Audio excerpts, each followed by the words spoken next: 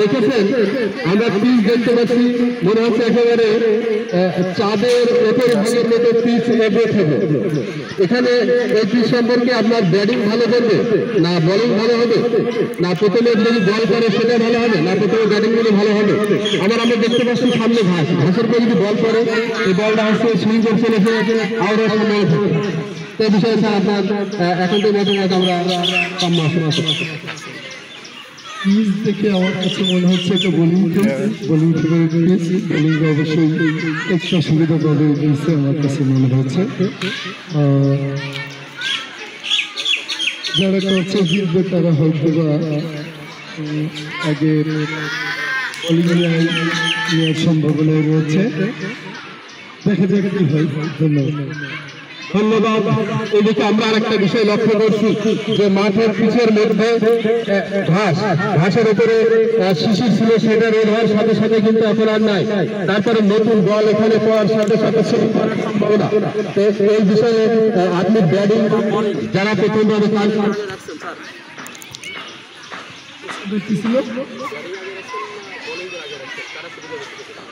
অবশ্যই বোলিংয়ে বেশি সুবিধা পাবে। ধন্যবাদ। আজকে আমাদের সম্পর্কে শুনলেন সবাই।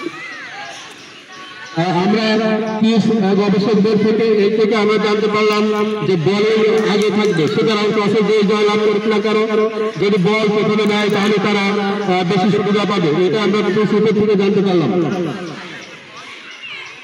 আমি আজকের এই পিচ দেখে আমার কাছে অনেক অতীত একটা ম্যাচের মতো মনে হলো।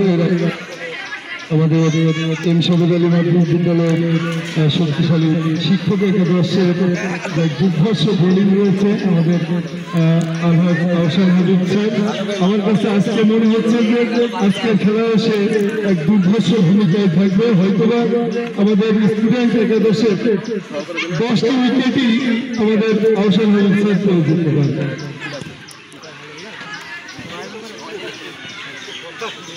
ধন্যবাদ। ইতিমধ্যে আমাদের মাঝে এসে উপস্থিত হয়েছেন একজন বিখ্যাত ক্রিকেট বিশারদ, পিচ সম্পর্কে অনেক অভিজ্ঞতা রাখেন জনাব মোহাম্মদ আহসান হাবিব হুজুর স্যার।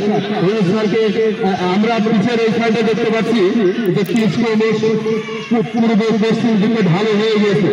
এটা কি কোনো কাটানো বা পরিকল্পিত হয়ে পিচটা? এই বিষয়ে হুজুর স্যারের কাছে মতামত জানতে পারছি।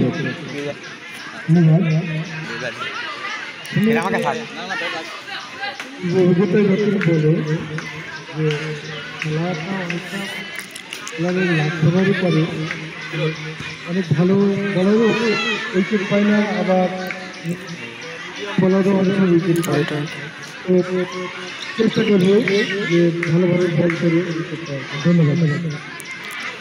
ধন্যবাদ।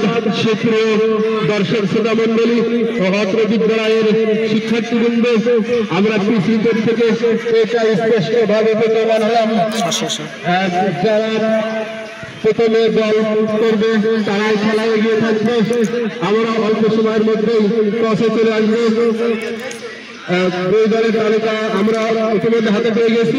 অল্প কিছুদিনের মধ্যে আমরা খেলা টসে আসবো এবং সেই সাথে আজকে পিচের আমাদের পিচের যে ভেঙে রাখা ছিল যেন কোনো বৃষ্টি বাদল না পড়ে।